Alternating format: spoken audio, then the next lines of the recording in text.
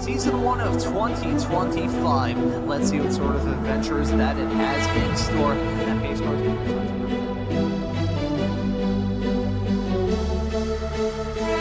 way through the corner. That wasn't the crest doing him dirty. There right off the beginning. It's something you probably want to monopolize on right away, honestly, in a rain race.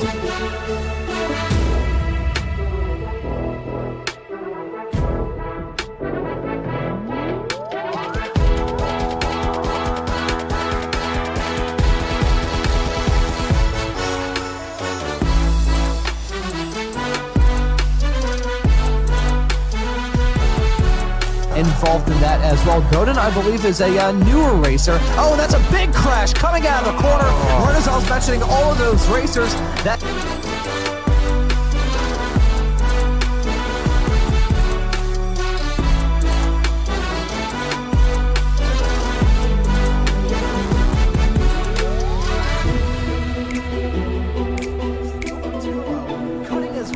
We saw him have that off-track moment not terribly long ago, and he has come back from a... Oh my God, that's a big wreck coming out of turn number 4. Multiple cars around, a little bit of contact going to Chris Montgomery as well. I saw that car kind of jerk around a little bit through that corner, but you can see Montgomery maybe got to size up a move on Coliseum, as Coliseum may try and get a move on.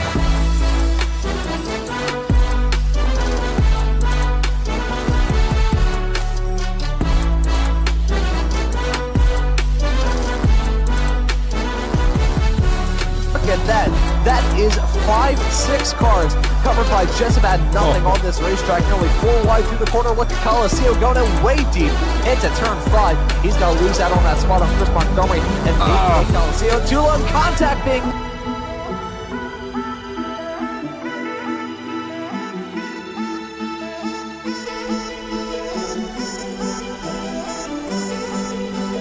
Weekly Formula V Weekend Warriors Crash 'em Up Wreckfest at the Checkered Flag.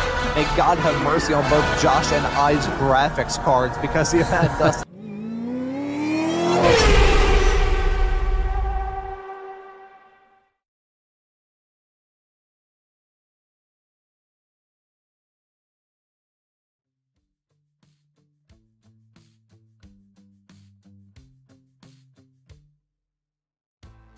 Hello and welcome to Weekend Warriors Round 10 Formula V's. My name is Josh Wilkie, and I'm here today. Alongside me is Ron Maunz in the booth. Looks like we have a pretty good race on our hands today, Ron. Nope.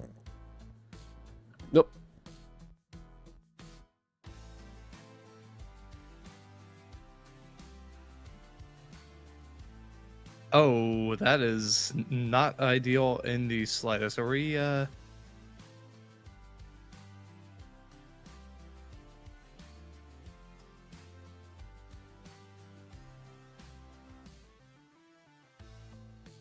I think we're back on air. Sorry about that, everybody. So we're Weekend Warriors Round 10.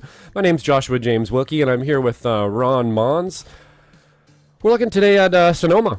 Not a track we've been to too many times in the V here, Ron. What are you thinking about it today?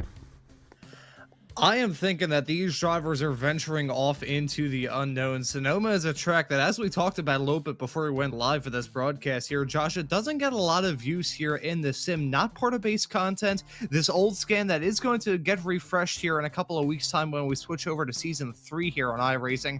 Doesn't get a lot of use. It's also one of the oldest scans here on the iRacing platform. So these drivers, they're going to have an unknown race on their hands. The last time we saw Ray Esports of any kind, it was the old Tuesday Night League, when the Formula V's along with the Formula Fords ran here, not part of Weekend Warriors or anything like that. It was part of the Tuesday Night League that we ran back over a year ago at this point. So these drivers are going to have a real tough race to try and grapple around here tonight. Yeah, absolutely, Ron. Sorry, I think I've got my technical issues figured out here. Of course, the first time I try to actually lead one, I'm looking at a monitor that just completely locked up on me here, and I have no picture, but I will try to do my best here. I'm going to change cameras because I'm actually not seeing what you're seeing here, Ron. So maybe if you could just carry for a minute here, I'm going to see if I can't figure it out on my end. Yep, alrighty, sounds like a plan. Hey, I guess it's okay that I've done some of these broadcasts on lead over the past couple of seasons, so I can blabber all of you viewers' ears off for a little bit as we get those technical gremlins squared away. A couple of minutes left to go in this practice session, about 6 minutes left on the board. Ethan Orr already looking quickest at the present moment. The driver of the number 22 car has been a very good driver to follow up to this point in this season. Grabbed his opening win this season a couple of weeks ago at Oschersleben, and a rather similar track to this in a rather odd way. Lots of turns around there. Don't really have the long flat out blast that we saw at Oschersleben, but around here, you do have some flat out sections, but they are mainly in the form of turns. Coming out turn number 6 at the top end of the track and careening your way down into that hairpin that we just saw those racers head through of turn number 11. Second to last turn around this track, I should say. That small little kink always catches me out. That is the last turn, but the hairpin turn 11 going to be a fantastic overtaking opportunity. Those drivers are going to be as close as you can get to terminal velocity when they head their way off into that section of the racetrack. That will probably be where we see a lot of overtakes go on here tonight. Turn 1 and 2, mainly turn 2. It feels like turn 1, but technically the kinks on that start finish, not so straight away, are counted as turns. Turn 2, though, that's going to be a pretty good overtaking opportunity if these drivers can spot their way heading off through there. Oh, as we can see Tortello taking a nice shave of that barrier on this shortened cup layout here of Sonoma Raceway. This is the one that NASCAR runs every single year, has the short chute cutting at the carousel section. It's a quick lap here in these Formula V's, a minute and a half long and just a tick under 2 miles in length. This track is one that's probably going to be fast despite being really turny as well. Yeah, absolutely, Ron. Sorry about that. I finally have my picture back. I'm not exactly sure what happened there. I really hope the feed was going out, but for some reason I couldn't see anything on my end here. But yeah, this place is pretty cool. You know, it reminds me, I was going to say in my open there before I got just completely frazzled. You know, I used to play this in Forza 4, I believe it was. I believe it was Forza 4. And for some reason, nobody could drive this track in Forza 4. And I had its number, man. I could definitely get a good lap around here. Since then, I have been here a couple times, you know, in iRacing, and I really do enjoy this track. It's great. It's got some kind of unique spots, one of them being right here, super unbelievably blind right-hand corner that you just have to get right. So easy to end up in the dirt, as we see Tor doing there perfectly on time for me there. And then there's another very similar corner coming up here as well, where you just have to sort of trust yourself, turn in, and then, you know, that outside just just shows up on you. You're trying not to get out into the grass there, or into the dirt, I should say, into the sand even sometimes. But it's really hard, really difficult not to. And there's a bunch of little key spots like that around this track, Ron. Yeah, despite the fact that California is a coastal state here in the U.S., you look at the racetracks in SoCal, NorCal, or just California, period. They've got a lot of elevation change. You think of this track, Sonoma, and following Nate Colascio heading his way off into turn number 2. Can just see that elevation change get put on full display around here. Got some blind corners where you have to really commit yourself to staying on the racetrack, keeping that momentum rolling, which, as we've seen a lot in these Formula Vs over the past couple of seasons, Josh, super vital to keep the momentum rolling. You look at a track like this, you look at one that's not terribly far away, I believe, Laguna Seca. That's a track with a whole lot of elevation change. Willow Springs as well. That track has a whole lot of elevation change. Man, that'd be a good Formula V race. Maybe, hey, Jim, if you're tuning into this broadcast, Jim Brewster, series admin, currently slotted in P10, maybe he should look at having a race at Willow Springs next year for the Formula Vs, because that would absolutely be fantastic. But here at Sonoma, you can see that elevation change get put on full display. When I first got into racing, I got to know this track, as you said, Josh, through Forza Motorsport 4. I remember driving around this track back when it was called Infineon Raceway many moons ago.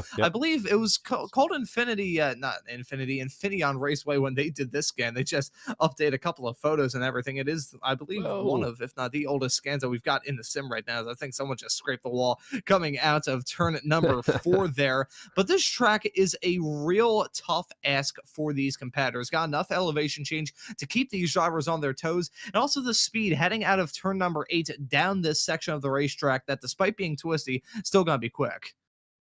Yeah, this is a really fast racetrack, actually. For it's one of those, again, old school tracks they would probably never build again these days. It's walls are a little close. There's some pretty dangerous areas around here. It's actually one of the things, like, I believe that IndyCar still comes here, and I find it a little bit interesting that IndyCar will come here, but they won't go to VIR. This looks just as dangerous, if not more dangerous, than VIR. Perhaps I'm wrong. VIR has some very large, wide open, grassy areas and stuff off of very long straightaways that could be extremely dangerous for certain types of car. But yeah, I'm a little bit surprised that Indy will still come here, but not go somewhere like that. And driving around this place in an IndyCar would just be unreal. It's so undulating and twisty and narrow.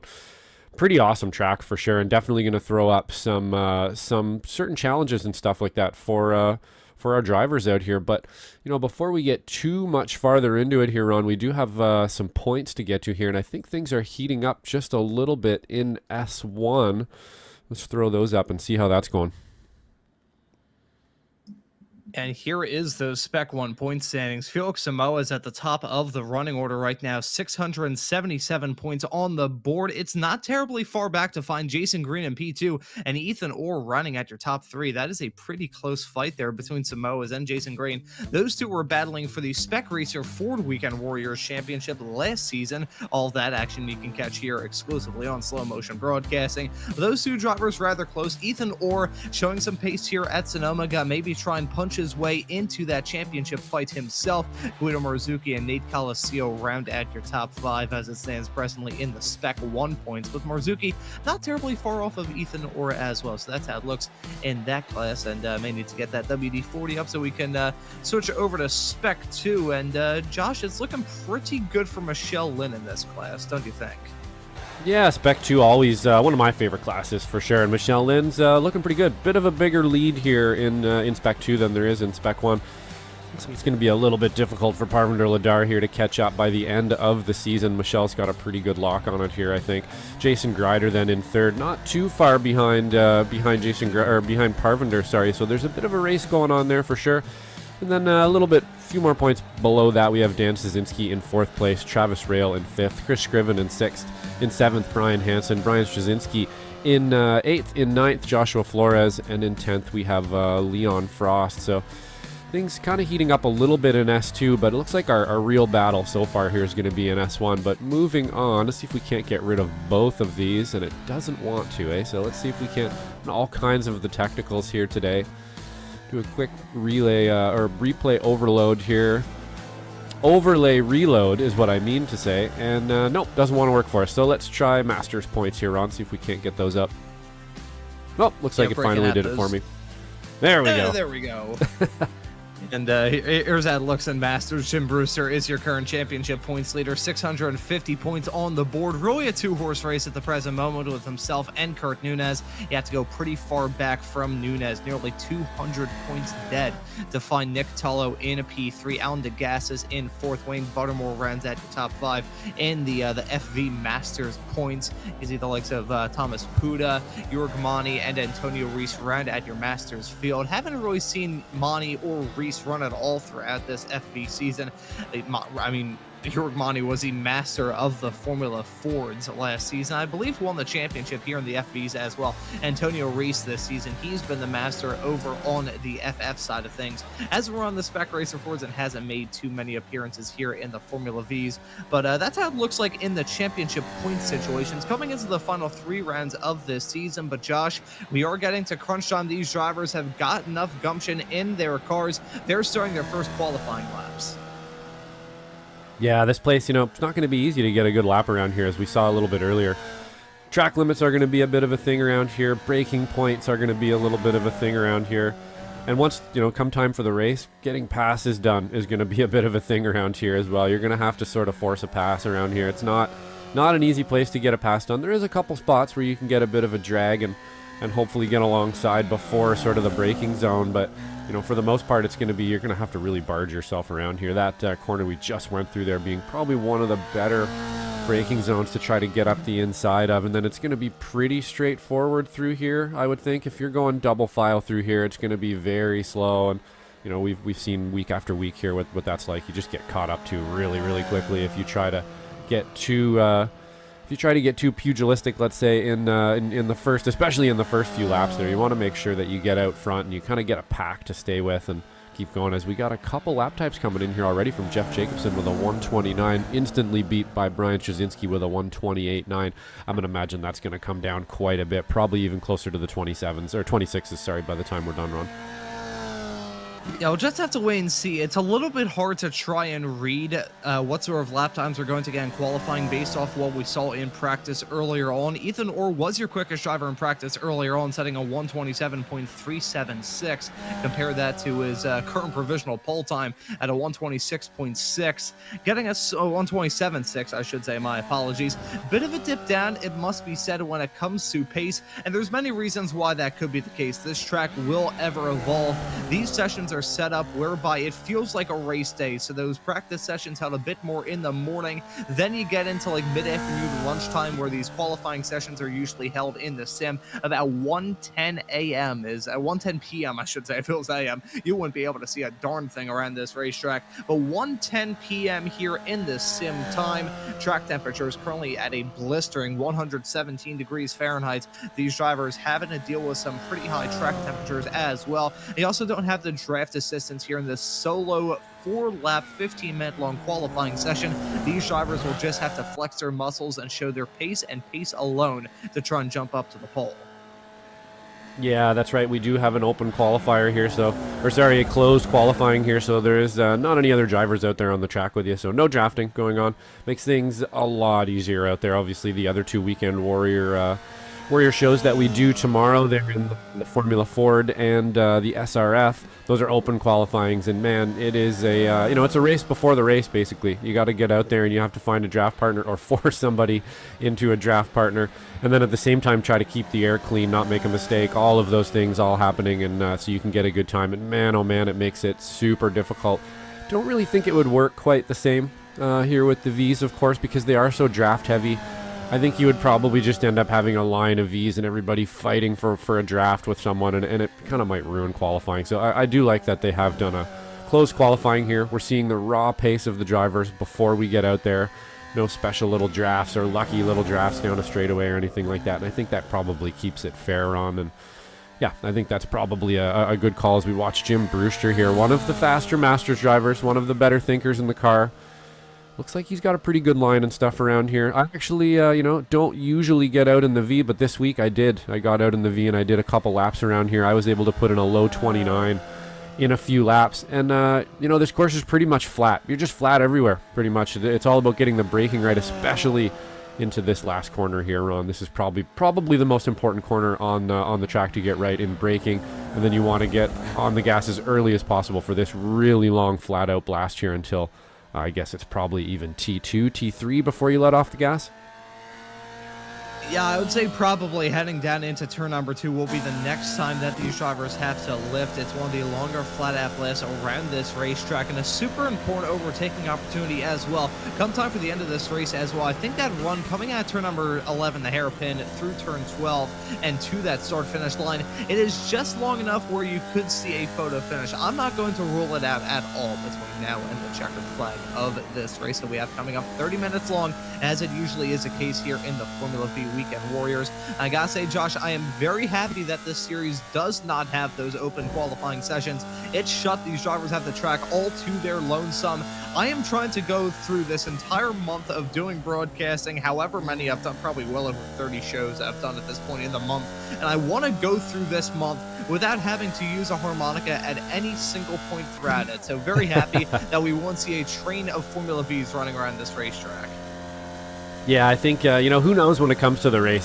Sometimes we predict these things and it looks like it's going to be a technical track, and then all of a sudden everybody's bunched up, or somebody makes a mistake and it bunches everybody up. So you never really know, but I wouldn't be surprised here if we get a little bit spread out around this place. It is fairly technical. There's some pretty stoppy, starty spots, just like this one here. Really the only stoppy, starty spot on the track, but this one's really got to get right slowed down. I believe that was even into the 40 kilometers or 40 miles an hour range there, and then back up the speed down this straightaway.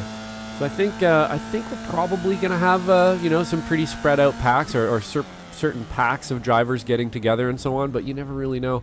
The beginning of these races, anything can kind of go, so we shall see how it goes. We're watching Guido Marzucci here out on a lap. See if we can't get our best times up. Actually, we got the wrong data up here for you guys, and see if we can't get the best lap up. And it looks like the spread, as usual, pretty darn close. Not really as close as usual though, is it, Ron? There's actually pretty big gaps in between even our top 3 drivers.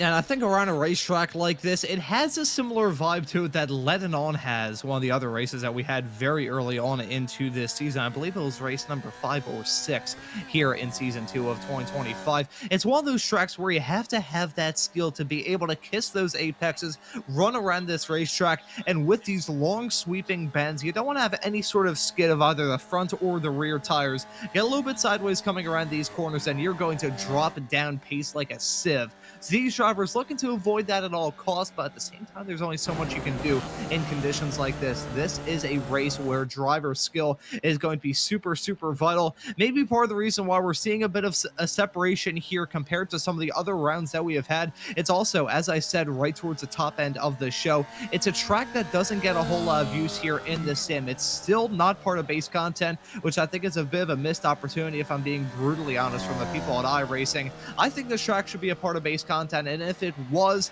this would be a track that drivers would use to hone their skill. You've got just about everything. You've got those slow speed corners, medium speed corners, tight corners, long sweeping bends. You've got an elevation change thrown into the mix as well. This is a track that really tests the driver's skill, so that could be part of the reason why we have a bigger spread than usual.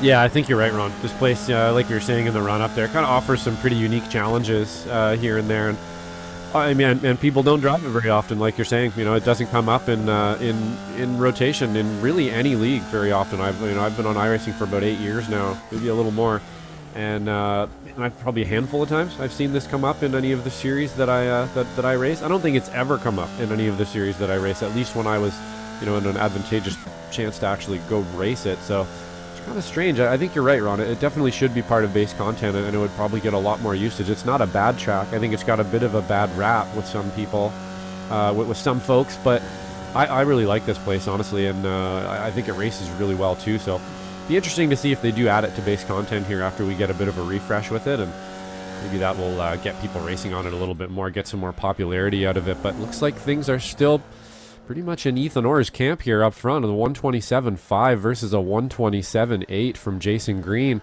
That's quite the gap in a Formula V, Ron, and Jason Green is no slouch. Yeah, Jason Green, I mean, there's a very good reason why he's involved in that championship battle. He's looking to amend the wounds and right the wrongs of what's happened to him the past couple of seasons. He's been involved in back-to-back championship fights with himself and Tortolo.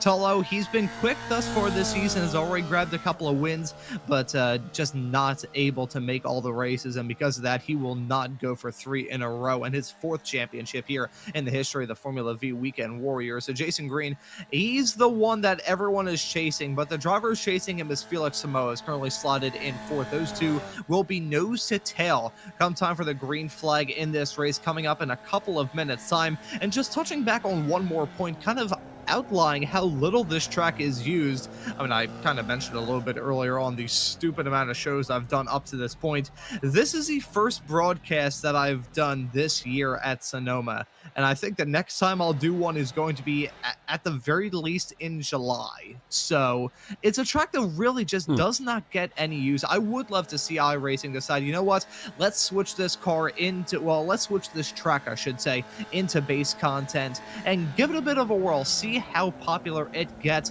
You look at some tracks that iRacing has added into base content over the past couple of seasons, track like Oschersleben that we visited a couple of weeks ago, and Snetterton, I believe it was, that was recently added in as base content for the Formula Fords. We ran there a couple of weeks ago at the FFs, and that put on a pretty good race as well. There are certain tracks that would be absolutely amazing as part of base content, but again, I'm just someone who talks about iRacing. I don't work at iRacing myself, so who knows? That's all up to their decision up there in Connecticut or Boston or wherever iRacing is based. That's not our decision to make here in the commentary booth, so we'll just have to wait and see what happens come time for Season 3.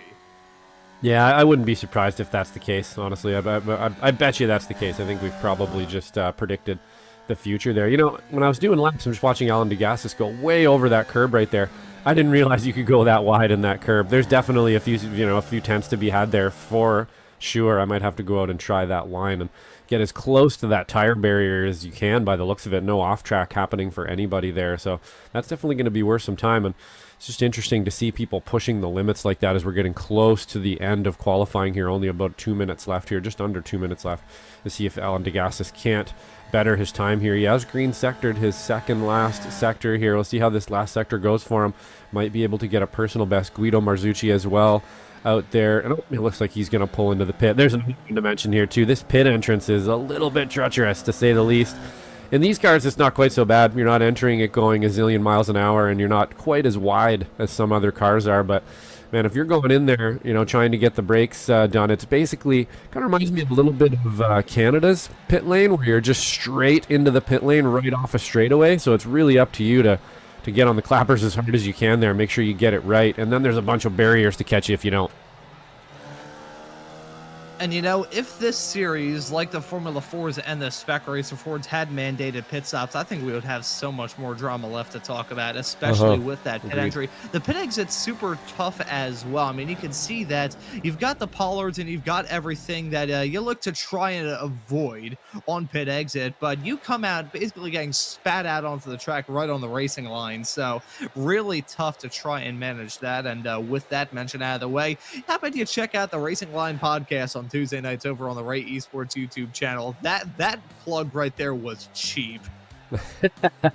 Hey, you got to get them in when you can, right? Racing Line's a great show too. I believe last week was Batonio was on there. If you want to know anything about your fellow weekend warrior there, he was on there checking some stuff out. I'm actually kind of brain farting on who is next week, and maybe they haven't even picked somebody yet, but always a good one to check it out. You want to check out kind of what he's doing here in the Weekend Warriors, some news or anything else that we might have, and then they do some crossover as well between sim and real life. We have a bunch of real life drivers here, as well as some awesome sim drivers. So yeah, pretty cool to check that show out every Tuesday.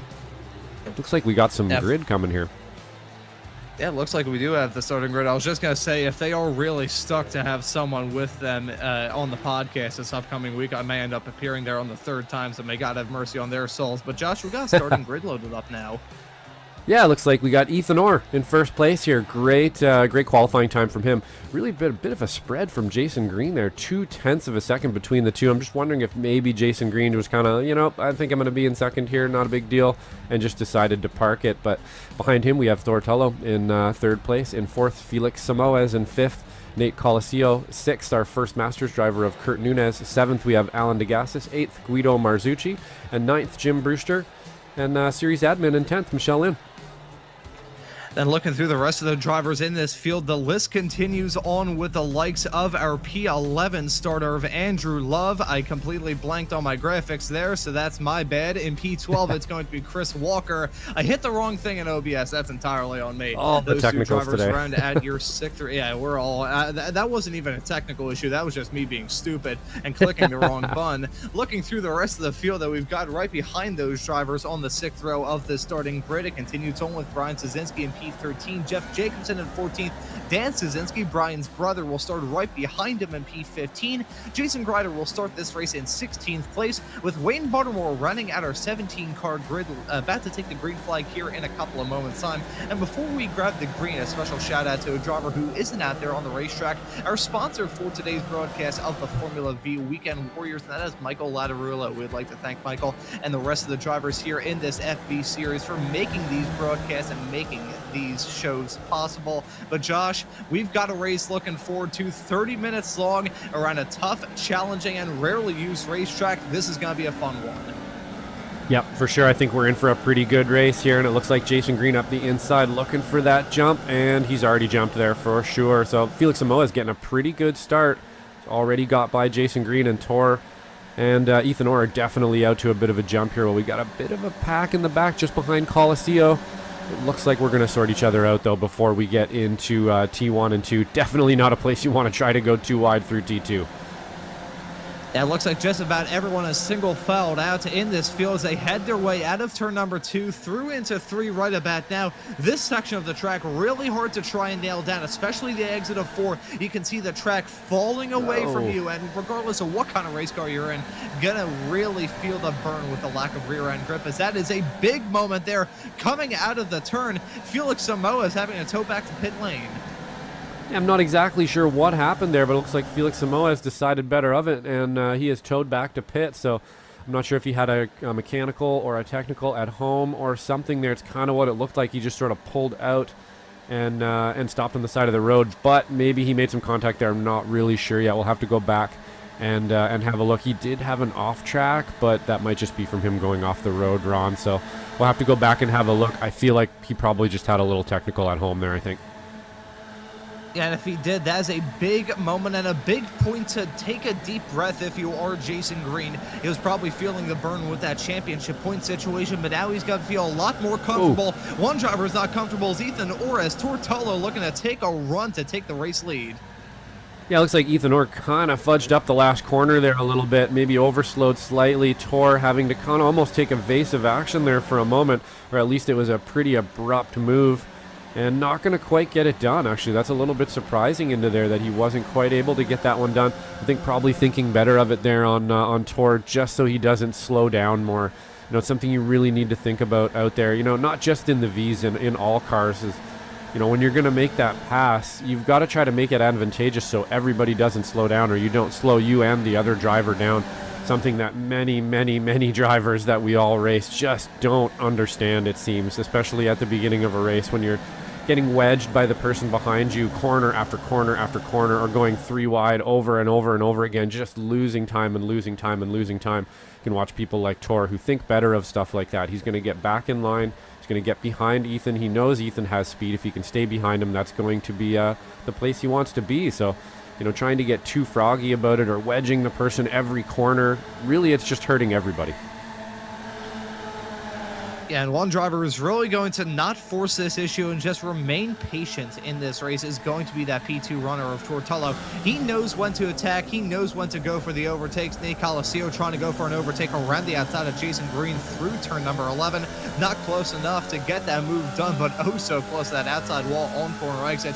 But you're right, Josh. Tortolo, he's a driver who will take it easy. He knows how to win these races. He knows how to win championships as well. And as much as he may not be in that discussion to grab his 3rd in a row, he's still going to be a quick driver. He's still going to be looking for some trophies at the end of the season. And his trophy hunting will be a bit of a thorn in the side to these drivers who are looking to have a good end to their season. Yep, absolutely, Ron. Oh my goodness, that was super close. We had a couple drivers off the road there. I'm going to try to go back quickly here. You know, maybe we'll just stick with this for a moment because it is starting to heat up, but I would like to see maybe if we can't find out what happened to Felix here when we have a moment. I have a feeling we're just going to probably see him just kind of slow down and pull off, but let's go have a quick peek here. Yeah, and let's take a look at here in the number 31 car, heading his way off through 3 and 4. No harm, no foul there. And yeah, he just decided to call it a day after that. I wonder, didn't downshift at all. I wonder if maybe he had some sort of broken shifter potentially. Maybe, not too sure. Something must have been going wrong for the number 31 of Felix Samoas, because that is not natural. Yeah, no, that didn't look. That didn't look natural at all, did it? There wasn't like a mistake there or a bump or anything. So I think he probably just had some kind of a mechanical there at home and had to pull off. Yeah, maybe you're right. Maybe the shifter knob fell off, or it's happened to me before. It was a long time ago now. But as we're actually going too wide here through T1. Nope, looks like we've actually sorted back out single file again smartly, like we were saying before. It's just going to be slow to go too wide through there. But back to my story. Yeah, I think I was in a race. It was about 20 minutes into it or so. Hit the brake, and my brake just basically fell right off and went into the wall. I actually put a hole in the wall behind my rig because I pushed and my brake fell off, and I actually pushed a part of my brake into the wall behind my rig. So there's still actually a little hole in it, unfortunately. But yeah, that's not stuff you want to have happen. You want to check your gear before you get in the rig. Yeah, I will share a story of me participating in a non-championship Ray Esports event back in, I think it was probably the spring of 2024. I'm gonna mute myself for a sec. Something's going wrong in my room here. Over a year ago. It was a small little race that we were doing just for shots and goggles. I think we had the late model cars as kind of like Trans Am machinery, and had the spec Miata cars, the 2010 MX-5 Cup cars here in the sim. Those cars have a stick shift, so they can be rather rough, as here's a side-by-side fight between Green and Ethan Orr down into turn number 1. Alan DeGasse is looking to get some moves on Kurt Nunez as well. That's some side-by-side racing continuing on, but this is the fight that I've got my eyes on. Ethan Orr looking to maybe fight back on the 160 of Jason Green as they head their way down the start-finish straightaway off through turn number 1 right now. Looks like they will single file out, at least for now, as that's maybe going to be Tortello looking to follow him as well. Looks like they have single filed out here just about smoothly. But right now, what we've got in this race is these drivers taking it patient. But considering the side-by-side battling has cooled off a little bit, I will wrap up the story that I was going to share. The non-championship Ray Esports event, I was running the Spec Miata in the first race, and went to go downshift into third, down into turn number 1 at Lime Rock, and in the process of that, my shift mount completely bent on me. So as I pushed that shifter down into third, the entire shifting mechanism went down with me. I run an old Logitech G wheel with the old Logitech shifter, and my sim rig was bought on Amazon in I think 2018, so it's not the highest quality of materials, but bang went the shifter. Haven't been able to use the H pattern since, and got stuck in neutral, so I nearly went for a glorified round of bowling down into turn number 1 right towards the start of that race. I can tell you with confidence that is not a good way to go about something like that. I will say, as I went off on my story, Kurt Nunez has dropped back a little bit. Kurt Nunez has dropped back a little bit in the 918 car. Currently finds himself in 6th. One of only 5 drivers in this race who are still running in the exact same spot that they started in. Make that 4 as Guido Marzuki just went for a move on Jim Brewster a couple of moments ago. Ethan Orr, Jason Green, Tortello, and Kurt Nunez all remaining in the exact same spots that they started in at the beginning of this race. It's a track that it's a game of patience for these competitors. Again, I drew the comparisons to what we saw at Lebanon a little bit earlier on in this season, where these drivers had got to take it calm, take it easy, and really wait for this race to fall into their lap before they can really pounce.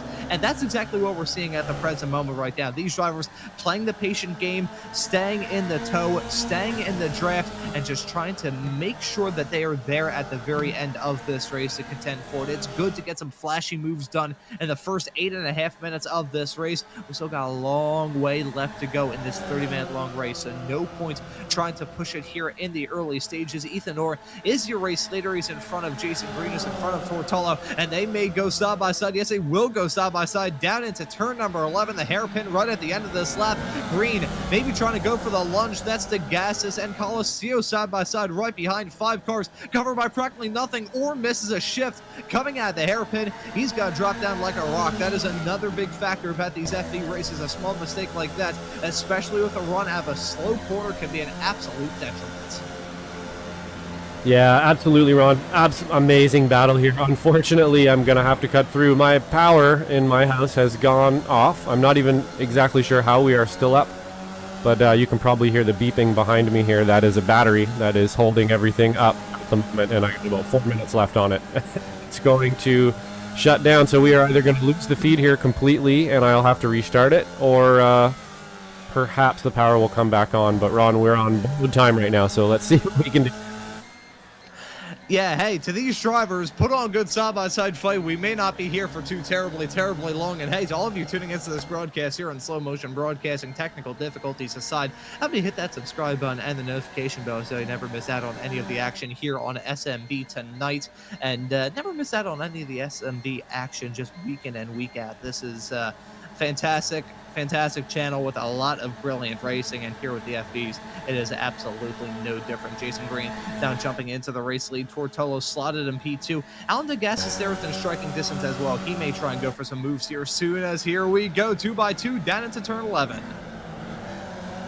Yeah, fantastic racing here up at the front. Hopefully this thing just stops and then the power comes back on and we can keep going here. I got about a minute and a half left, 2 minutes on the battery here. But we're looking pretty good up front. Wow, good race so far. Jason Green being able to get up front. I had a feeling, that he was kind of just holding some in the bank there a little bit. He was waiting. Don't think he was too concerned about getting pole today, really, to be honest. He knows he's got some pace out there. He knows Tor is definitely his number one competition out there, and I think and Ethan actually, and I think that's probably what he had in mind. He's just going to go out there and try to race it and see if he can't. See if he can't get a podium at least at the end here. Looking pretty good so far. As we hear that beeping down in the background of Josh's microphone, if this production feed does stay up here, we hope you all enjoy the rest of this race. This is going to be a good one, though. 11 minutes into this race, and we're seeing a bit of a breakaway between Tortolo and Jason Green. Looking like a battle may flare up between these two, and if they can work together, they can form their own pack. We've seen some breakaways go out in the past here in the world of the Formula V Weekend Warriors.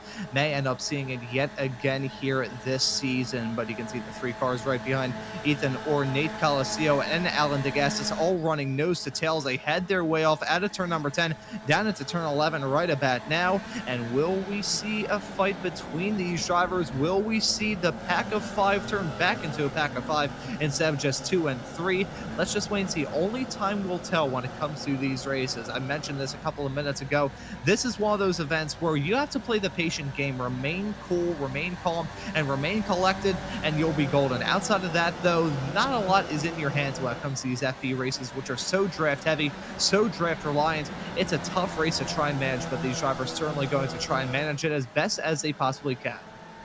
Yeah, absolutely. I think maybe the countdown has ceased here, Ron. We've passed the 1 minute mark. Everything is still up. Perhaps I have had some sort of a false alarm here with my UPS, so looks like the power's still working.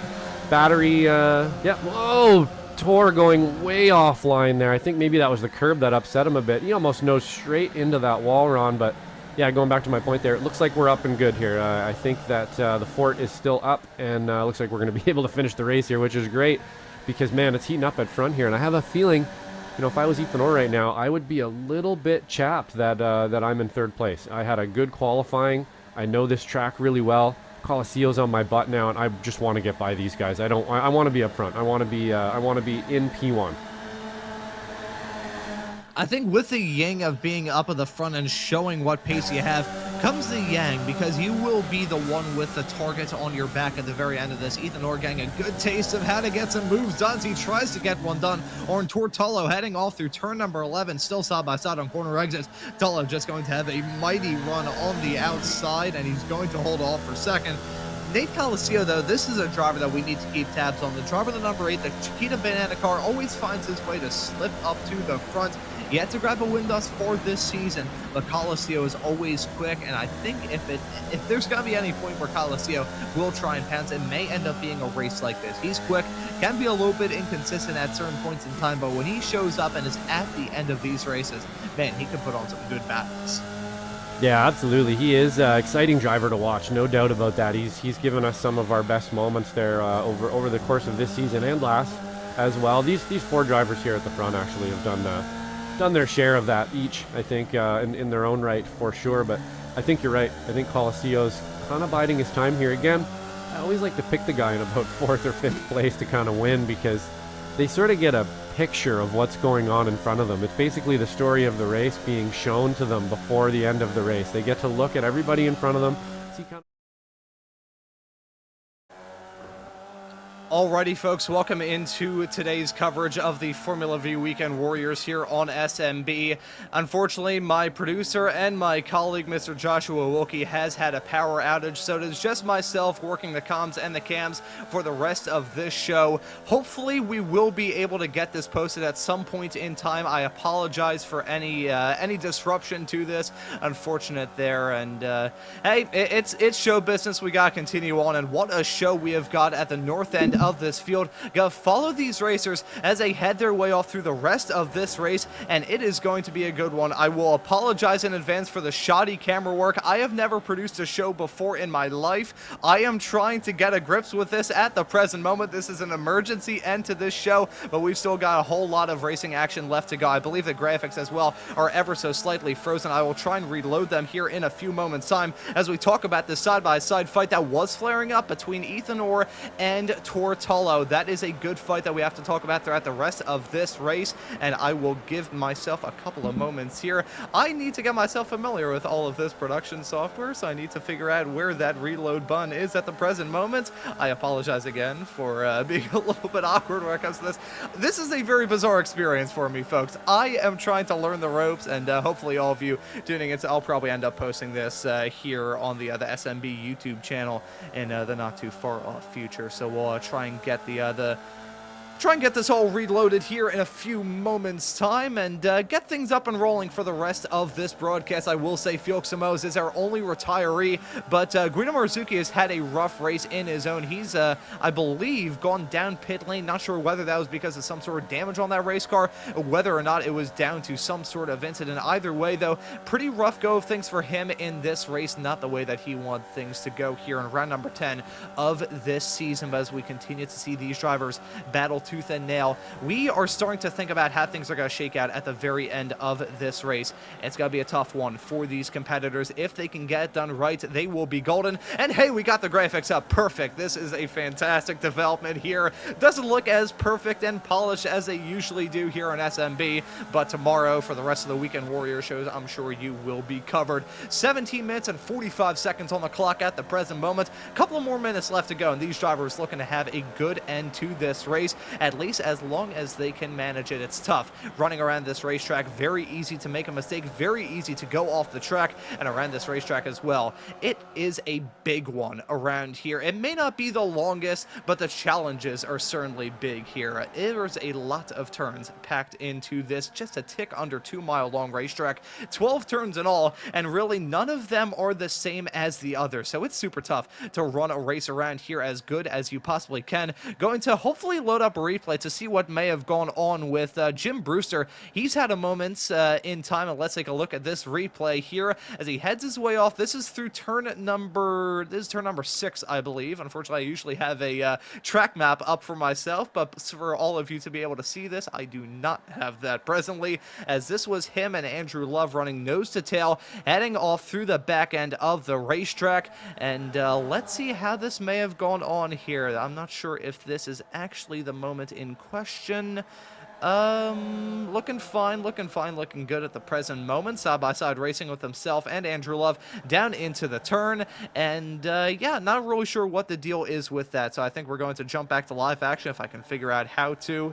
This is a very scrappy show. So, hopefully Josh tuning into this isn't too upset. Hey, it's Freaky Saturday, so to speak. Josh was trying to give leading a broadcast a whirl, and I am trying to give production work a whirl. So this is going to be a rather interesting show. We'll jump back to live action now and follow the drivers at the front of the field involved in a big hornet's nest of a battle. That's Ethan Orr, Nate Coliseo, and Tortello all covered nose to tail. We got to talk about these drivers and maybe thinking about how the end of this race is going to shake out for them as well. We're getting into crunch time. There's a tick under 11 minutes left to go in this race, and once we get into it, we are going to be in for a good one here today. Let's see if I can get the timing tower up. There we go. That's absolutely fantastic stuff. Maybe do that, maybe do this, maybe do something of the sorts. There we go. There's Orr, Coliseo, Tullo, Green, DeGassis, Nunez. This is what happens when you give a commentator with ADHD production software and an empty commentary booth. So this is what we've got for today, and hopefully all of you tuning into this post-broadcast broadcast here on SMB will be able to enjoy the racing action, the second half of the broadcast, so to speak. And very rare that I'll give myself any sort of props or praise, but props to me, I guess, for working on my feet. I will say you got the small little black bit at the bottom of the screen. It perfectly highlights the fact that Brian Szynski has come down pit lane. He's had some sort of moment in time. I'm going to load up a replay to figure out what the deal has been for Brian Szynski. This may be it, potentially. We'll load up this replay. And it looks like, yeah, just a simple call to come into the pits from Szynski. Not sure whether there's any sort of damage on that race car or what, but regardless, that is Szynski making his way into the pits. We jump back to live action and follow the drivers at the front of the field, and looking to see how it will shake out between now and the very end of this. Here are the intervals all throughout this field. As I take a quick time to take a breath, I've been talking for the past, like, 7.5 minutes or something crazy like that. I can occasionally breathe. I am not a complete alien, although certain things that I say I'm not even sure are resembling human language whenever I'm on the air. I want to take a look at this battle involving Jim Brewster, Michelle Lynn, Andrew Love, and Jeff Jacobson. You can see those four drivers running basically nose to tail at the present moment. This is a good battle that we've got forming here at the present moment. Of course, the battle at the front of the field is still very much so going on, but for these drivers, it is always a good one to keep tabs on how they're doing. Let's switch to this camera. You can see the cars right behind, and let's maybe switch to the camera angle, this same camera angle. Jim Brewster there we go. I started speaking in tongues there for a couple of moments. Some wonderful camera angles. I gotta say, my colleague here, Mr. Joshua Wilkie, has some absolutely fantastic cameras, and he can catch all the action. But Ethan Orr's had a moment. What has happened to the driver of the number 22 car? It's a spin heading off through the hairpin. This has been a disastrous series of events for Ethan Orr. He's had a moment. Let's take a look at this replay heading down into turn number 11 at the end of this lap. Let's see, was it contact? You can see Coliseo goes for the dive, maybe spooks Ethan Orr a little bit. He goes for a spin. Really nothing that any of his rivals did. He just spins out of a very good position. That is a heartbreaking moment for him, but back up to the front of the field following Nate Coliseo. Your race leader now, Tortello slotted in second, Jason Green rounding out your podium in third. Kurt Nunez, also, he was involved in this battle not terribly long ago, but as we jump to him in a couple of moments time, he's lost out on a lot of time as of recent. You can follow him in the 918, and let's ride on board with him here in a couple of moments. That was the wrong button there for me to press. My apologies here, folks. Let's switch to the gyro cam. Got a good view of all of the elevation change around this racetrack. I always adore this camera. It's fixed onto the horizon. You can see all the rolling and all the pitch. Pretty nice camera angle that we've got here at the present moment. Actually, no, I think it may just be locked to the other roll angle, but regardless, still a very good camera angle, and so a pretty good race that we've got going on between now and the checkered flag. It's close at the front of the field, though. Coliseo may be going to try and hold off a challenge from Tortello. They're side by side down into turn number 11. A look at Tullo trying to get that move done as well. That is some close quarter stuff. Now look at Jason Green involved in that pack as well. We're going to ride on board with him in that race car to see how he maybe tries to attack this. He's got a fantastic view of this battle right in front, and I have a feeling that he will have a good one here. He's looking to get a good point stand after that moment we saw earlier on in the race for Felix Samoas. He wants to find any way in the book to jump up to that points lead and try and build a cushion with 2 more races left to go from this season. It's Tolo in front of Coliseum, in front of Green, in front of DeGassis, with myself working solo comms and cams. Hopefully Mr. Wilkie will pay me a little bit. Actually, I don't think I'm going to request extra pay. He will probably have to find some new generators for him, because they didn't work out too well for him. Hey, it's live TV, it's live broadcasting. Anything can happen, as I nearly pull my mixing board off of my desk. But in all of this, Ethan Orris had a terrible turn of things as of late. He just was involved in a side-by-side fight with himself, and I believe that was Kurt Nunes as they had their way off through the corner a couple of moments ago. We're taking a look at this replay to see that move that Ethan Orr got done on the 918. It looked like the 918 of Kurt Nunes didn't really fight that too much, and can you necessarily blame him for that? I certainly cannot. So, hey, that's what it is at the end of these races. Tough to have moments happen, but as long as you can be on the up and up and be on a recovery drive, that's what matters at the end of the day. We'll jump back to live action and follow Ethan Orr as he's still in front of Nunes, heading his way out of turn number 11, but I want to keep my attention on the drivers at the front of the field. It's Tolo and Coliseum, basically nose to tail with 5 minutes now left to go in this race, and as that's going on, I want to get a good view as to how things are shaking out for the drivers a little bit farther behind. That fight involving Jim Brewster, Michelle Lynn, Andrew Love, and Jeff Jacobson is still rather intense. We're going to jump to that in 3, 2, 1. There we go. Actually, I timed it out a little bit prematurely for me, but hey, I'm still getting a grip to production. I give myself an excuse here at the present moment, but these drivers are still all nose to tail. This may be a pretty good battle that we have to talk about between now and the very end of this race. If anyone can get involved in it, I think it is going to end up being Brewster. And I believe, do we have someone joining us here in the commentary booth? Hello, Mr. Wilkie.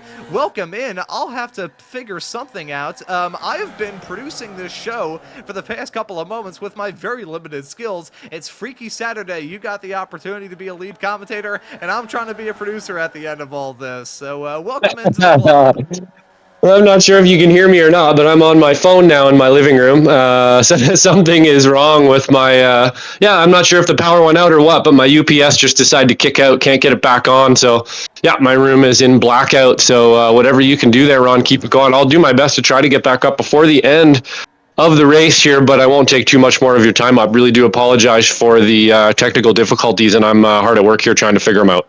Yeah, it's quite all right. Don't worry here, Mr. Wilkie. I think I may have the fort hold down for a couple of moments. I will not ask for extra pay from all this just because that you may need to get an extra generator for your house at the end of all this. We'll say Coliseum had a pretty rough run in a couple of moments. He briefly got passed by Alan DeGassis, but then re-overtook him down into turn at number 1. Tortello, still your race leader. Last time by, though, despite dropping down like a stone in the earlier stages after having a pretty good beginning of the race, Kurt Nunes just set the fast lap of the race last time by, so clearly showing some pace behind the wheel of that race car. Let's see if I can load up these lap times here in a couple of moments time and let you know how quick he has been at this present moment. He's been quick, not really the pace in the early stages to show off the speed, but again, you know, it's all about what you can do at the end of these races. That's what matters at the end of the day. Gonna pop up those best time graphics. There you can see him, Kurt Nunes, holding on to the fast lap of the race at the present moment as, Coliseum blinking in out of existence wildly there.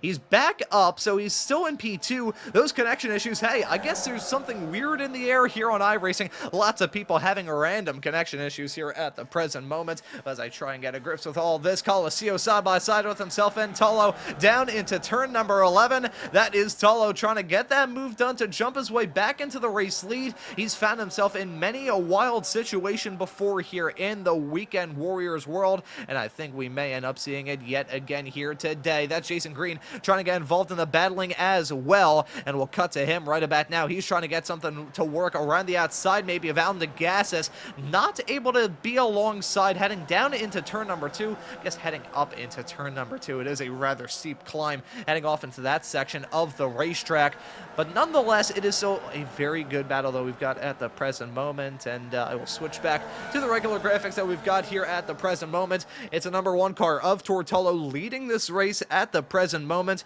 as we jump on board with him and take a look from the back end of his race car in 3, 2, 1. There we go. You can see Nate Colascio looking to maybe get a move done around the outside of him down into turn number 6. I'm not sure if that will have worked out too well. Jason Green not working out well in all this, but here's a comeback.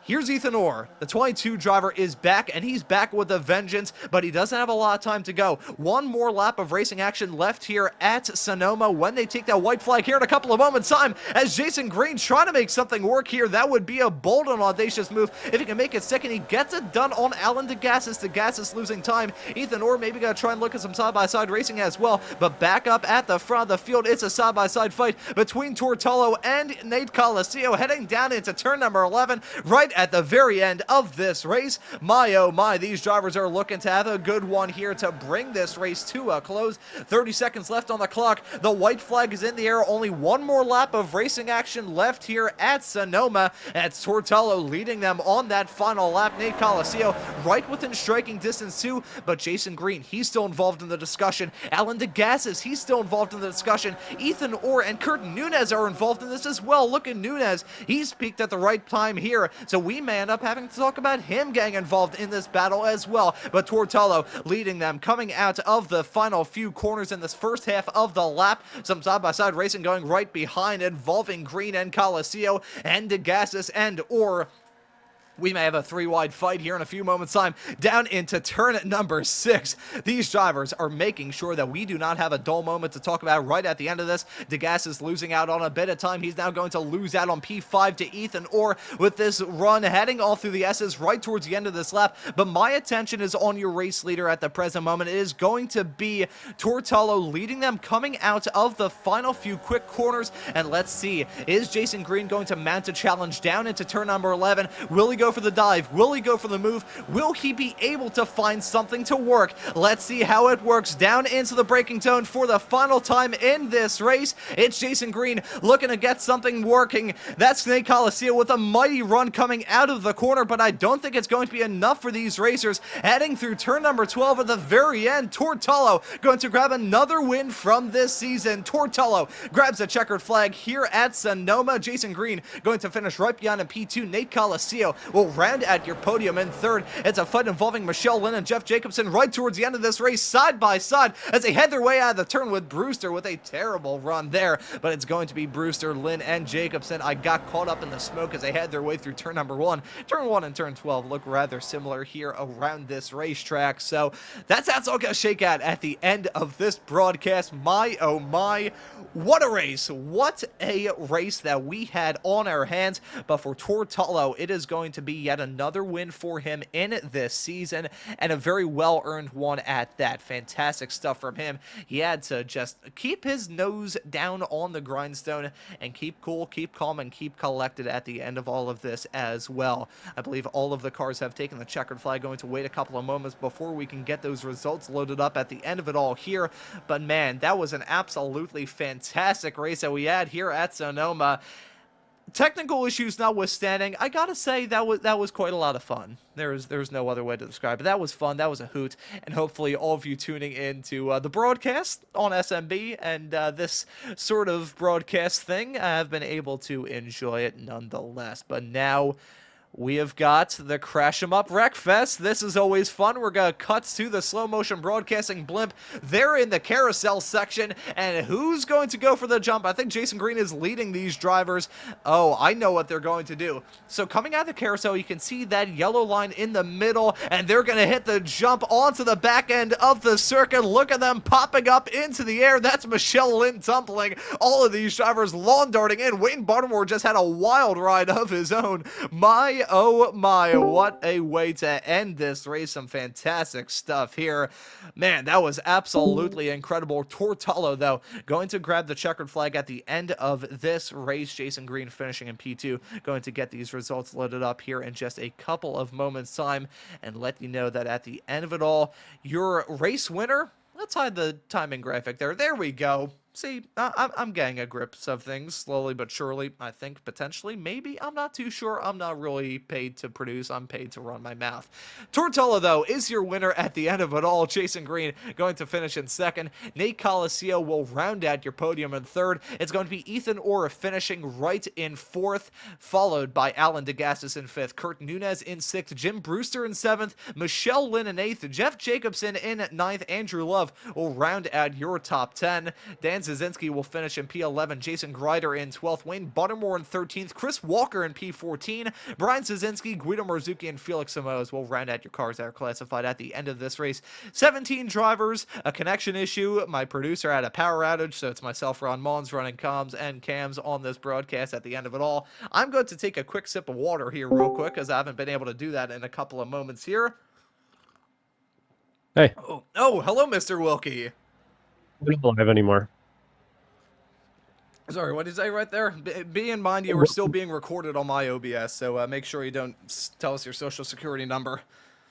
Oh, okay. Yeah, I'm just looking. We're not actually live on SMB anymore, so we're not going out anymore. It's not coming out to the page.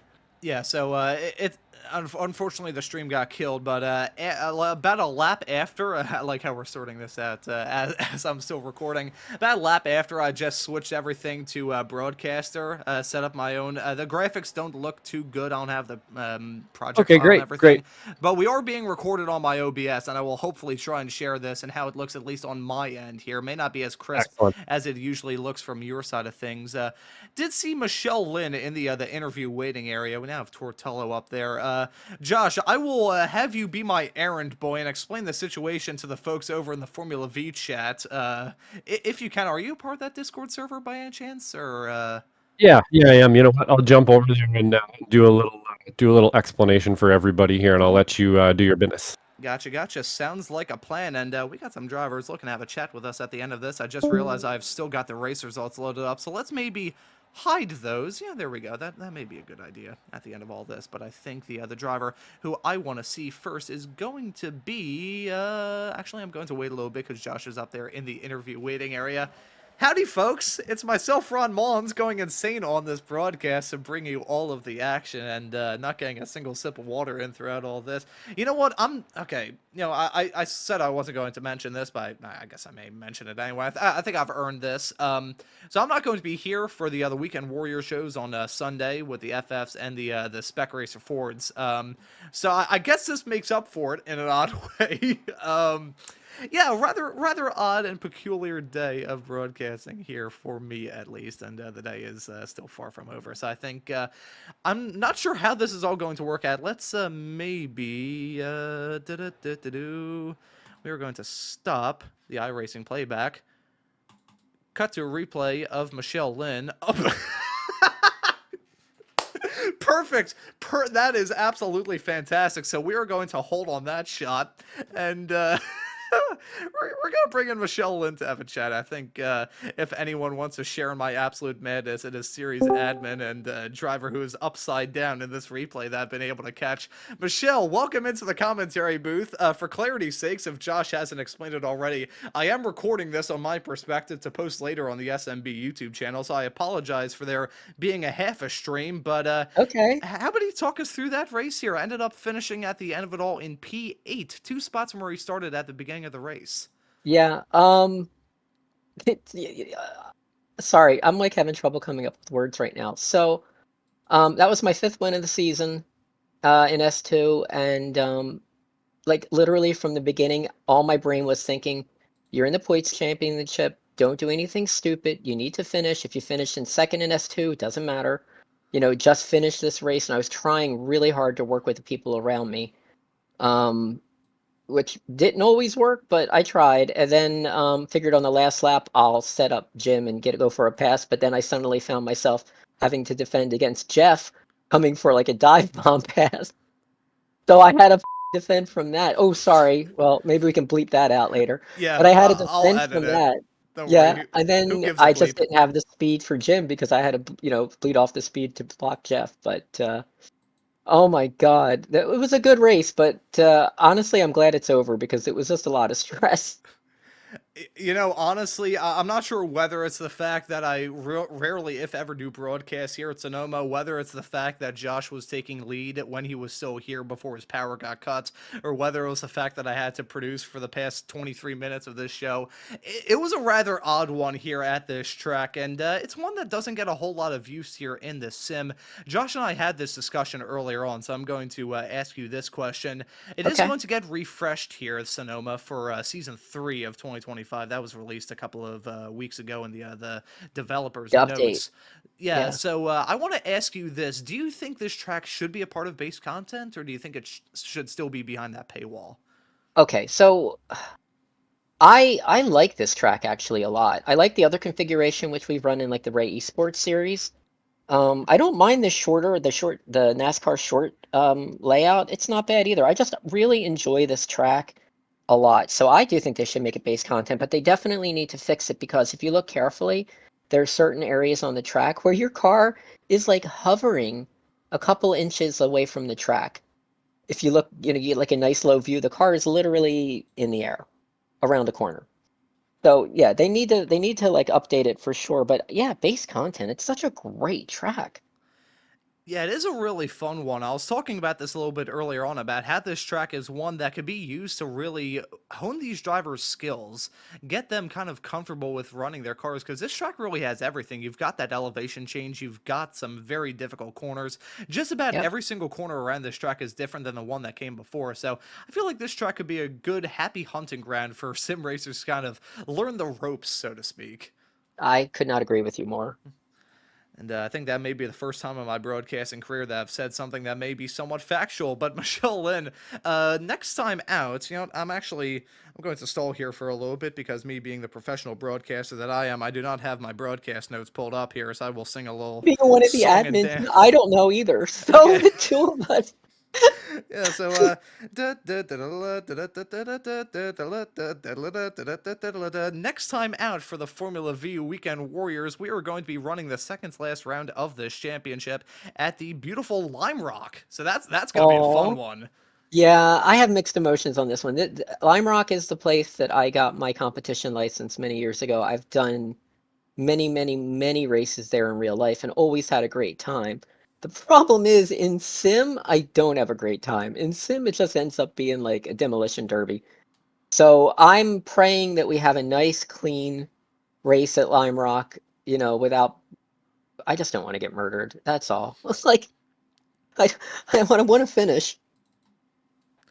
Oh, Yeah, I mean, honestly, for me, in 1 week's time, Lime Rock, that always puts on a good race, and that is going to be punishment for Josh not not being a yeah, part of the second half of the show. You'll yeah. have to You'll be produce that busy. in 1 week's time. I'm gonna be yapping everyone's ears off as I usually do, and those races are usually an absolute hoot. So I think we're in Yeah, for a barn burner in 1 week's time. But Michelle, I'll for sure. let you give your thanks and chats out before we let you go.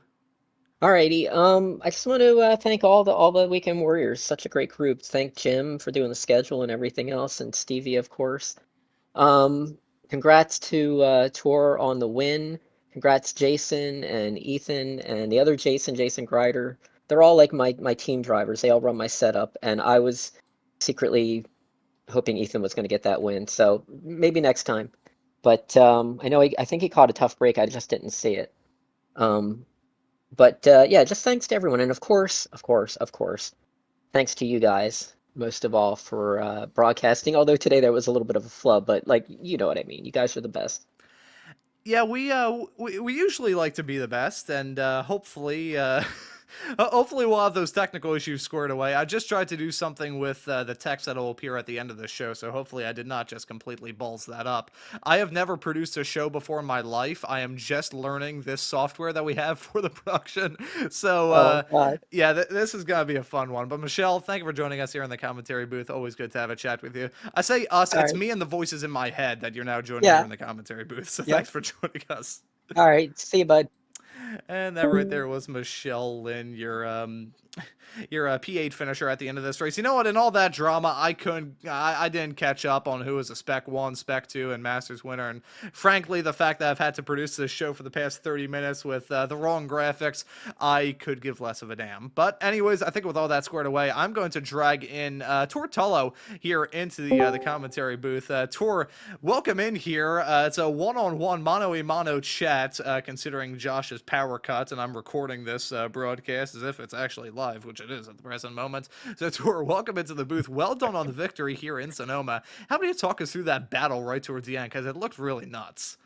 Oh man, I do not know where to start. We were just, everyone was so good. We were just on top of each other for the entire race. And shout out to Ethan. He definitely had the edge on all of us today, but just a really unfortunate spin there. Yeah, just tried to time everything right, and at the end it kind of came down to luck because there was a mistake behind me, and I was able to kind of get clear of the pack and keep on the inside at the final corner, and that was enough. Yeah, so yeah, after last week, I'm really happy to get this win. Yeah, I'm sure you're very pleased. I'm actually going to look through my notes right now. This is your third win of the season. So I talked about this a lot because of having other obligations to attend to throughout this season. Not really going to make a lunge at the championship here, but hey, 3 wins up to this point. That's pretty good. So even though you're not contending for that championship, still going trophy hunting here in season 2. Well, actually, I did a lot of chat GPTing and like rudimentary mathing, and if like 3 miracles happen, I'm still technically within a shout, technically. So I haven't completely given up yet. There is still, I guess the correct technical term would be a snowball's chance in hell of Exactly. being able to get it. You know, ChatGPT is an absolutely wonderful thing. That's part of the reason why I was able to have such a lax end to my high school career. That was right as I was getting started broadcasting. So I ended up using ChatGPT for, I think, an English essay and some of my math homework right towards the end. I already had like a 97 average in math, so it didn't really matter at the end of the day. But ChatGPT is an absolutely wonderful thing. But even if you don't get the championship here in this season, it's been a rather good ride for you up to this point, and gonna be riding into Lime Rock in 1 week's time. Talk about a fuster you-know-what of a race. That is going to be super intense. Oh yeah, absolutely. Lime Rock is essentially just a gamble. Like, I mean, everyone's gonna have the pace, so it's just where you are on the final lap. So I can't even say what expectations I have, since it's gonna be luck essentially. Of course, not luck, but in a sense, yes. So all I can say is just I'm really happy to be racing with these people. It's so much fun week in, week out, and hoping for the same at Lime Rock. Yeah, it's always good to have a chat with you at the end of these broadcasts as well. And Tor, I'll let you give your thanks and shouts out before we let you go and celebrate this win at Sonoma today. As usual, a big thank you to Brabham Motorsport and for their continued support, and just a big thank you to the rest of the Weekend Warriors crew, to the sponsor today. I think it was Michael. Yeah, and Michael Lattarulo. Lovely, and to you guys, SMB. And thank you as well for joining us here in the commentary booth, Tor. Always good to have a chat with you, and excited to see you back on the track at Lime Rock in 1 week's time. Thank you so much. Take care. And that right there was Tor Tullo, your winner at the end of this race. And last but certainly not least, we have got Jason Green now joining me in the commentary booth. Jason, it's an odd race here. It's an odd thing from my perspective, having to produce it for the past 30 minutes. But welcome into the booth. So close to grabbing the win, but man, that looked like an absolutely wild race here at Sonoma. Yeah, great job, Ron. Picking up after the technical issues. So you did an amazing job. That's a questionable statement right there. But yeah, no, it was a wild race for sure. That track always kind of is very tense if you're not in the lead, because the draft is so huge, and we just stack up so much into the last hairpin. So positioning is very, very important. Got shuffled back a little bit, and then had to make some risky overtakes to try to get up the tour. But yeah, almost got it done. But it was a lot of fun. Yeah, it looked like a really enjoyable race around this track. I asked this to Michelle a couple of moments ago. I forgot to ask it to Tor, but I will ask you this.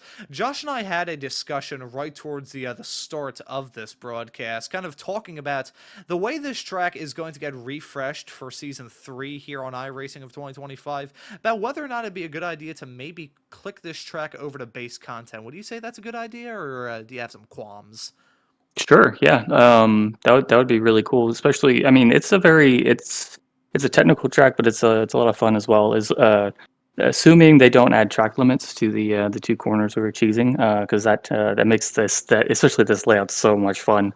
To just send it over those curbs, especially in turn 5. But yeah, no, I think it's a great track to put in base content for sure.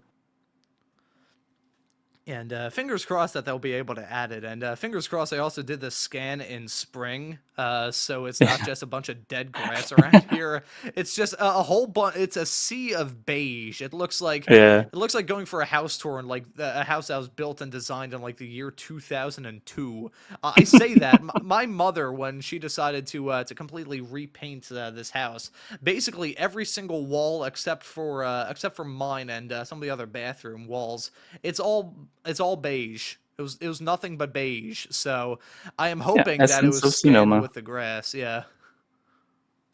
Yeah, for sure. I mean, it's consistent with Laguna Seca, I guess. So I don't know. Apparently, I've never been to that part of the country, but based on those two tracks, I just imagine it all looks like that. And in my defense, the farthest out west I've been in my entire life was Lincoln, Nebraska for the SCCA Solo Nationals, which that's definitely not a good basis to judge the rest of the west coast of the U.S. because Nebraska's 50% dust and 50% bowl. But Jason, I will ask you about Lime Rock in 1 week's time. That race is always a fever dream. So what are your thoughts heading off into it? Yeah, speaking of stressful tracks to race at, and where positioning is important, yeah, that's going to be wild. Lots of luck needed there to stay out of trouble. But yeah, so fingers crossed. Hopefully I've got some luck I haven't used up yet for next week. And really looking forward to seeing you out there on the racetrack and contending for a championship at the end of the season as well. But Jason, thank you for joining me in the commentary booth. I'm so used to saying us, I was finally able to get that nailed down after the third interview. And I'll let Let's you get the go. thanks and chats out before we let you go. Yeah, shout out to Michelle as always for hooking me up with a great setup. Shout out to Ethan. He had a great recovery drive, and he was absolutely flying today. And yeah, shout out to Tori and Nate as well. It was a great battle at the end.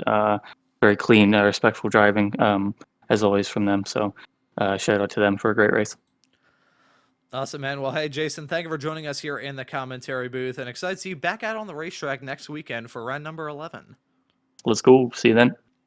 And that right there was Jason Green, your P2 finisher at the end of this race here at Sonoma. Now, with all of the interviews squared away, all of the racing squared away, and not really too much else for me to say, I'm going to say a couple of things before we wrap things up here. Of course, I apologize for the technical issues. Unfortunate that we had that happen. You know, stuff happens, but hey, it's the world of racing. It's a world of live broadcasting. Anything can happen, and unfortunate there for Josh to have that happen. I've worked with Josh for just about as long as I've been doing this broadcasting stuff. He's a fantastic guy. I'm sure he, of course, there's nothing really he could do in something like that. He tried his best, but you know, hey, credit where credit is due. Josh does a fantastic job, and you know what? In my broadcasting, in my time doing this broadcasting stuff, I've always had a great respect for producers. And after doing this and probably doing a pretty shoddy job at it, I mean, Josh, you look at some of the shows that Josh, Guido, Mike Braun, who covers the Sim Racers Group series here on Wednesdays at 9:45 p.m. Eastern Standard Time. Don't have the graphic, but I can still get the plug out there.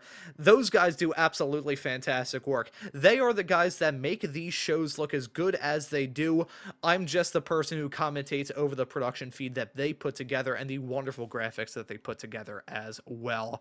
And you know, to show off how difficult it is to be a producer for some of these races, I'm looking through right now and I'm trying to get the race infographic up. I think that may be it. Yes, it is. There we go. Alrighty, so for myself, Ron Maunz, Joshua Wilkie, who was joining me in the commentary booth, Joshua Wilkie, who was working the cams, and myself, who worked the cams for the second half of this kind of broadcast. I'm not really sure what I should call this. I'll just leave it at that. So thank you all so very much for watching this very odd race here at Sonoma today, and I hope to see you all wherever it is in the not too distant future.